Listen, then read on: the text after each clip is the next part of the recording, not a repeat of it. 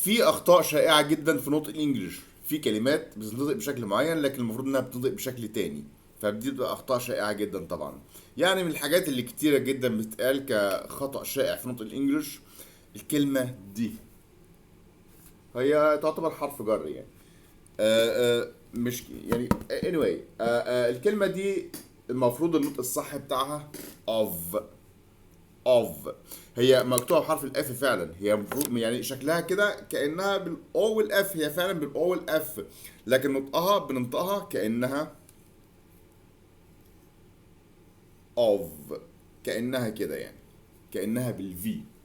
دي بتتنطق of مش off. no، دي بتتنطق of لان off هي دي.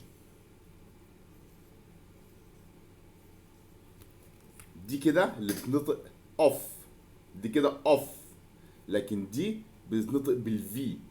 دي of لكن off دي اللي off في النطق. طبعا ده خطأ شائع جدا طبعا اكيد. and good luck.